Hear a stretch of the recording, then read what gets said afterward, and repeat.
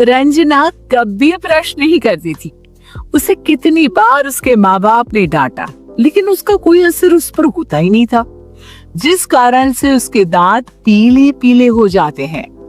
शादी के बाद अरे बहू, वैसे तो तुझ में कोई कमी नहीं है, पर तेरे दांत दांत इतने पीले कैसे हैं बेटा?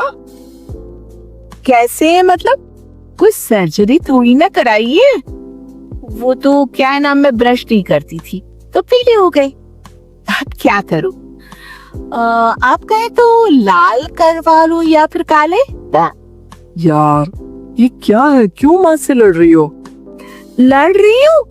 अरे मैं लड़ रही हूँ या ये बोल रही है कि दांत पीले है, पीले। अरे तपस्या थोड़ी ना की है इन्हें पीले करने के लिए। बकायदा ब्रश नहीं किया है 20 साल तक, तब जाकर। छी, कैसी बात कर रही हो? ये उस वक्त तो पीले नहीं थे जब हम लोग तुम्हें देखने आए थे। अरे तब साफ करवा लिया होगा डेंटिस्ट के पास जाकर। अब देखो कैसे पीले पीले लग रहे हैं। रंजना सास की तरफ गुस्से से देखती है।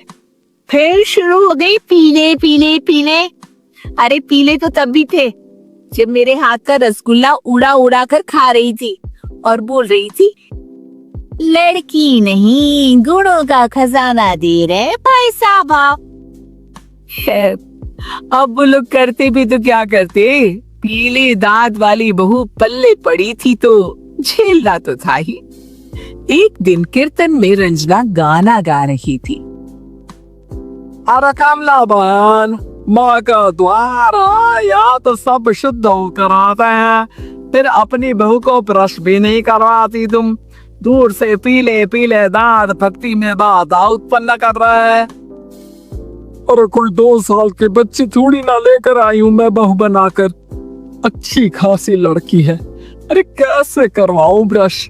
ये तो उसे खुद करना चाहिए ना। अब माँ बाप तो इसके जैसे तैसे निपटा दिए, ये नहीं सोचा कि सास कैसे संभालेगी। सास बहू को लेकर घर आ जाती है, लेकिन सोच लेती है कि आप इसे लेकर कहीं नहीं जाएगी। अगली रोज बहू कहती है, अरे क्या हो गया, मंदिर नहीं जाना क्या? कीर्तन का वक्त हो रहा है। मेरी मधुर वाणी से कान्हा जी जागते हैं और सोते हैं। आप तो जानती है ना उनकी भक्ति में कितना मन लगता है मेरा। वो क्या है ना, तबीयत ठीक नहीं लग रही है मेरी, आराम करूंगी मैं। तबीयत ठीक नहीं लग रही? अभी तो मिथुन के गाने पर नाच रही थी आप, और अब बोल रही है कि तबीयत ठीक नहीं लग रही। अरे भक्ति में मन लगा लो सासू माँ, ऊपर जाना है, क्या मुंह दिखाओगी आप? हाँ। सास को बहू की बात पर गुस्सा आ जाता है। मैं क्या मुंह दिखाऊंगी, इसकी चिंता तो ना कर, समझी? अपने मुंह की चिंता कर, जो ये पीले पीले दांत लेकर हर जगह पहुंच जाती है। पता है लोग कितना मजाक बनाते हैं। ना जी ना, मैं नहीं जाना कहीं तेरे साथ। तो ये बात है। कोई ना, मत जाओ, मैं अपने कमरे में ही बैठकर भक्ति कर लूंगी। ऊपर वाला दांत थोड़ी ना देखता है, मन देखता है, भावना देखता है। और अरे बस बस, तू सब कुछ दिखा, बस ये सफेद चमकदार दांत ना दिखाना किसी को, है? जा यहाँ से। बहू को सास की बात का कोई फर्क नहीं पड़ता। वो तो जैसी थी वैसी ही रह जाती है। सुबह नहाकर किचन में खाना बनाना, फिर खाना खाना, कीर्तन भजन करना और सो जाना। एक दिन, माँ जी मैं सहेली के घर जा रही हूँ, शाम को लेट आऊंगी। हाँ हाँ, तो जाना, मैंने कौन सा तेरी आरती करनी है घर पर बैठकर।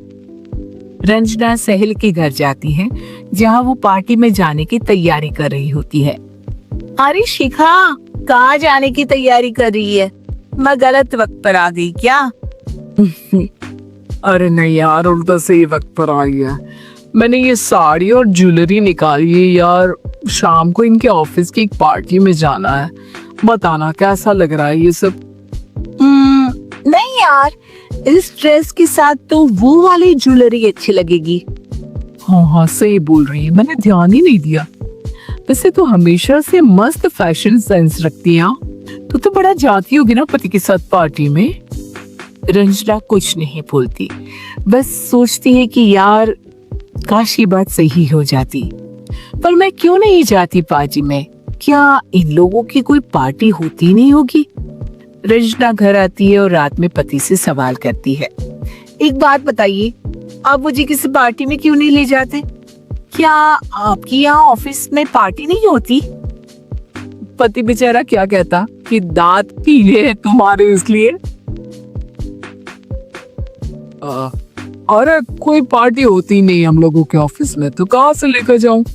और मार्केट, मॉल, कहीं वीकेंड घूमना, कहीं तो। अरे यार सारे हफ्ते में एक छुट्टी मिलती है, तो सोचता हूँ कि आराम ही कर लूं। क्यों? रंजना मन मार के रह जाती है। पहले कभी सास के साथ मंदिर जाया करती थी, लेकिन वो भी सास ने ले जाना बंद कर दिया। घर बैठी बैठी रंजना बोर हो जाती है। तभी उसे आइडिया आता है और वो मायके जाने का सोचती है।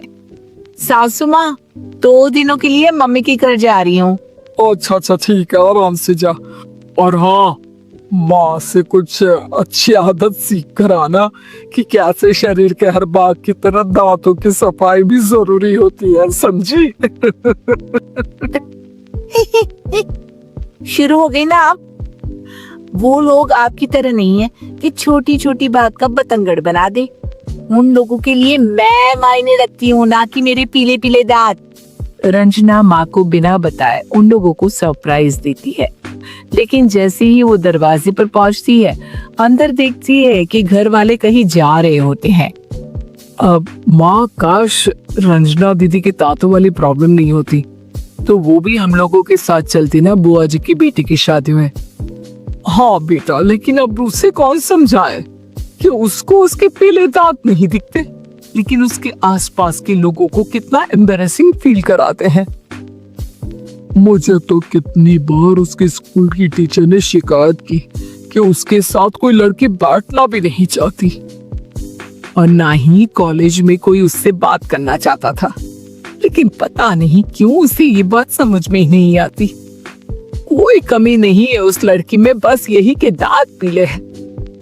वो तो भला हो जीजा जी और उनकी माँ का, जो दीदी को जैसी है वैसे ही रखा हुआ है। रंजना को अपने घर वालों की बात सुनकर बहुत दुख होता है।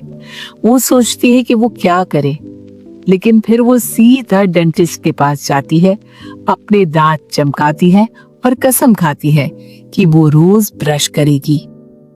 अरे क्या हो गया? तुम तो 2 दिनों के लिए गई थी ना। पर कोई ना, अच्छा है, चलो आ गई तो।